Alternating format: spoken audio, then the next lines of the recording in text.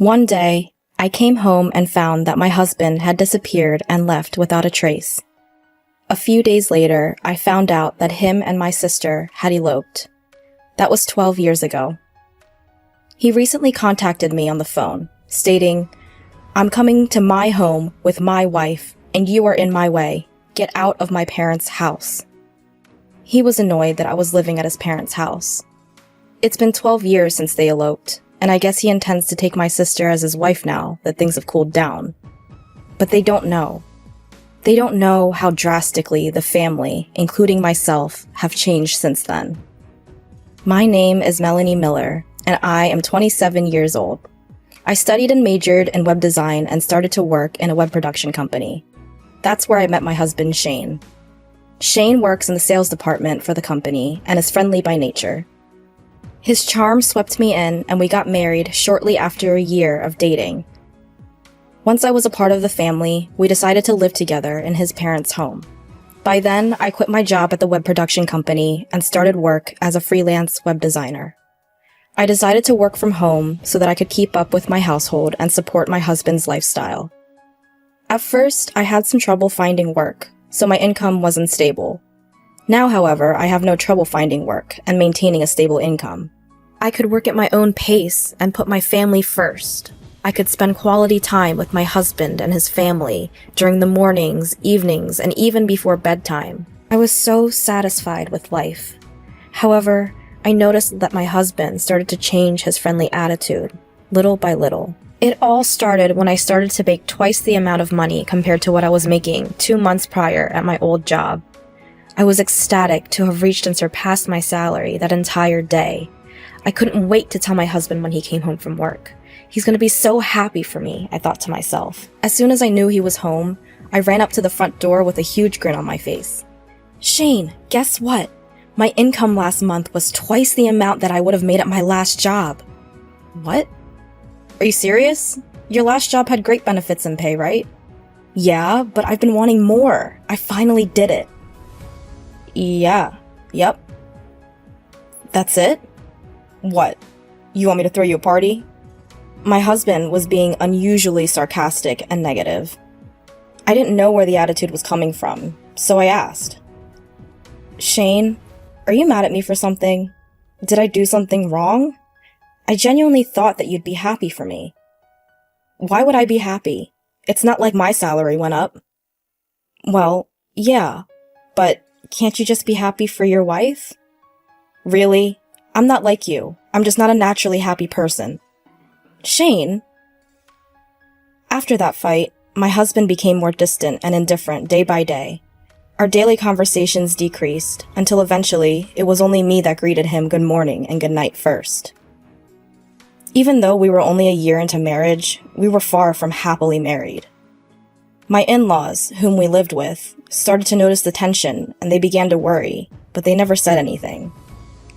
2 months went by and the relationship was still the same. We ate our meals together, but sat in silence. He'd switch the channel when I was in the middle of watching something and would eat all of the food in the house that I'd buy without asking for permission. Whenever I tried to confront him, he'd argue with me, so I just kept it to myself. Then finally, one day, I was cleaning the house, and my mother-in-law came up to me looking anxious. "Melanie, how are you? Are you okay?" "What do you mean, am I okay?" "Well, when you and Shane first got married, you both used to go out and enjoy spending time together. But lately, it seems like you don't do much of that anymore. And you don't even talk, and..."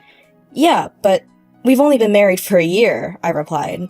But it was strange. I forced a smile back at her so that she knew not to worry, but she saw right through my smile.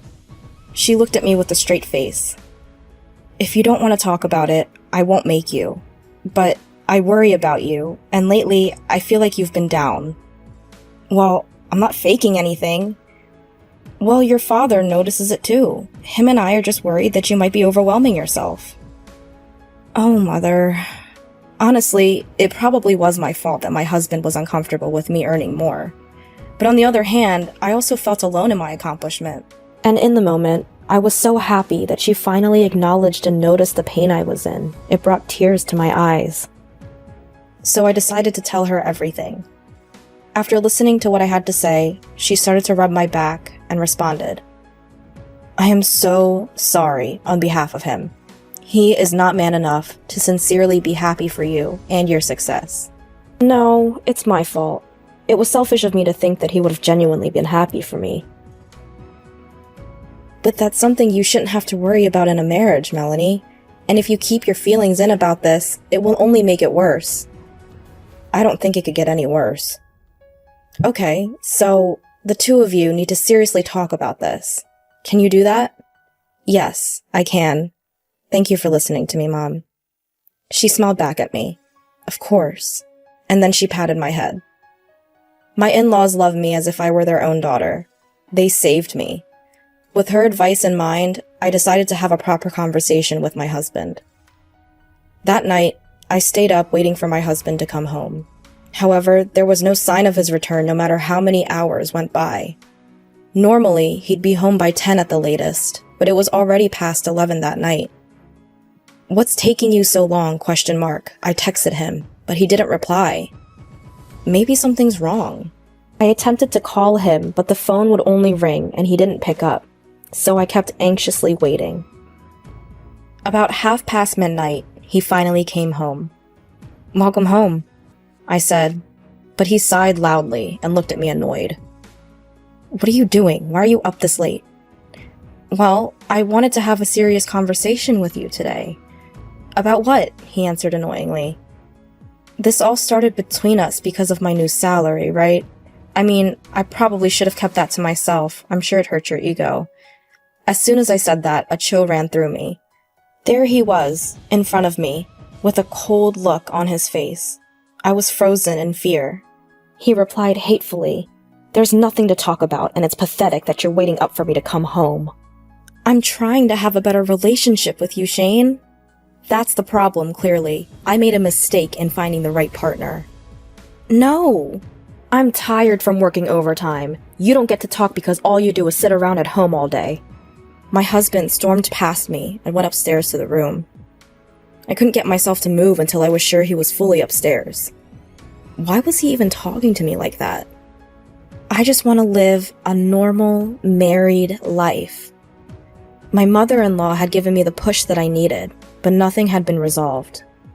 Regardless, I don't want to push another conversation with him after that attitude. I felt like he completely invalidated me as a person, so my heart grew bitter. 2 more months went by, and we didn't talk. The days were long, and they passed by in a daze. That was when I came home one day and found that my husband was gone. I looked in his room and had a weird feeling. I thought, what? Shane's room is never clean. Shane is not a clean and tidy person, to say the least, but his room was surprisingly clean. The clothes in his closet and his suitcase were gone. I finally realized that he moved out of the house. I rushed to call my in-laws, but their phone was either turned off or disconnected. My sister Mimi then called me while I was still panicking. "Hi, sis. Long time no see." "Mimi, I can't talk right now. Your husband isn't there, is he?" "What? How did you know that?" How did she know that? Something's not right here, and she proceeded to tell me the truth. "I'm with your husband right now." "What? What do you mean?" "Well, I was just at the bar, and I saw him there, coincidentally. We had a drink, and then he said you guys weren't really getting along." "Mimi, no! You can't be."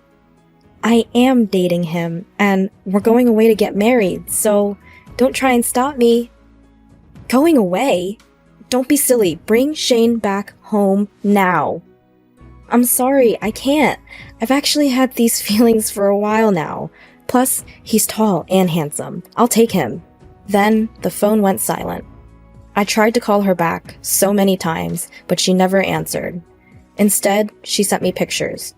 There were dozens of photos of them together, going on dates, smiling. Either way, it was not something I enjoyed looking at. A few days later, I received his signed and completed divorce papers. I called his job, but they told me he'd already resigned. I knew that I didn't deserve to go through this alone. I told my parents and in-laws about the situation and asked for their support. So, apparently, Shane and Mimi are together now. He quit the company on his own, and now he's making me sign the divorce papers. Everyone was speechless. Then, my father-in-law started to speak after processing. Melanie, I am truly sorry for our stupid son. I don't expect you to forgive me. Matter of fact, you don't have to. Oh, Father. And unfortunately, I cannot forgive your sister either. You are like a daughter to me. I cannot forgive them for hurting my precious daughter. Everyone agreed with him in this. It was at that moment when all of us completely changed how we felt and thought about Shane and Mimi. My in-laws were considering moving into a new house at the time. After the situation, they claimed, "I don't want anything to do with my son ever again," and they moved houses without telling him. My parents have also decided to cut ties with my sister. If she were to ever come back, they said they'd pretend as if they don't know her. Someone whose moral compass is so far gone that they'd take their sister's husband is no daughter of ours. That was their reasoning. So then, I decided to take this opportunity to go back home to my parents. I demanded alimony from them in exchange for going through with the divorce. Which he responded, "You get the alimony when I get my divorce." But I eventually received several million yen in alimony with a message that followed, "Divorce me." As soon as the divorce was finalized, I cut all ties with Shane and Mimi. It's been 12 years since the divorce, and a lot has happened since then. My in-laws tore down the house we all lived in, and even sold the land. I have become more well-known as a web designer, and my salary is much higher than it used to be. Because of this, I'm able to travel regularly with my parents and live a fulfilling life. Today, while I was working, I received a call. I picked up without looking at the caller ID, assuming it was a client. But it instantly brought back bad feelings. "It's been a long time, Melanie. How have you been?" "Shane? I knew you'd remember your ex-husband's voice. He's talking nonsense, just like before. What do you want? 12 years and now you want to talk?" I could hear him chuckle. "No, you're in my house. Get out within the next 10 minutes. "What? What are you talking about?" "We're in some financial trouble. Anyway, I'm on my way there now. I'm bringing my wife home to my house. You can get out of my parents' house now." Apparently, he still thinks I'm living with his parents. He really thinks that after 12 years, things have cooled down and they'll finally be accepted. In the background, I hear, "That's right, get out of there," coming from my sister. But they really don't know. Do they really think that just because it's been 12 years, all is forgiven? The world is not that kind, and I will show them hell if I have to. But I took a deep breath and said, "If you want to go home, go home. I'm not at your parents' house anymore." "Oh, really? Did my dad kick you out?" "How dumb can you be? Your parents' house doesn't even exist anymore." "Huh? What do you mean it doesn't exist anymore?" Shane's voice started trembling with anxiety. At that exact moment, he pulled up to where the house used to be. He screamed, "What the hell?" And I could hear the anguish in his voice. I then continued, "As soon as you eloped, we decided to cut ties with you both. Your parents have moved out, and my parents completely disowned the woman you're with. There's nowhere for you to come back to." Are you kidding me? How is this even possible? Believe it or don't. Be my guest. Your parents, my parents, and I don't consider you family. You aren't worthy enough since you both ruin people's lives. That's terrible. But family? And who ruined your family? Don't ever call me again. I won't let you people ruin my life any more than you already have. As soon as I said that, I hung up and blocked the number. This time, I severed the last connection. After their failed trip to his parents' home, they decided to try my parents. But my parents already disowned her. My sister is sobbing loudly, to which my parents responded, "Who are you?" and completely ignored them at the gate. Then, they both got down on their knees and started to plead. "Please, parents, please forgive us. We have nowhere to go, please." Shane was following along with Mimi. "I'm begging you as well. My parents' house is gone. We have nowhere to go. Shut up. We don't care. You're not family anymore." That's right. He even sprinkled salt on the front door. No, please, wait. No, please, I'm begging you. My father-in-law. You don't get to call me that. Get out of here. They were so persistent that my father ended up sprinkling salt on them, and my mother called the cops for trespassing. They have not been seen since. Last I heard, they were jobless, homeless, and asking their friends for money. But by the time they came back, word of them had spread around, and no one was willing to lend them anything. Anyway, it's unlikely that they could even survive in their hometown. They'd have to start scratch from somewhere else. But they brought that on themselves. They sowed their seeds, and they'll have to suffer for it. Me and my parents, of course, will never see them again. And they will live the rest of their lives full of regret.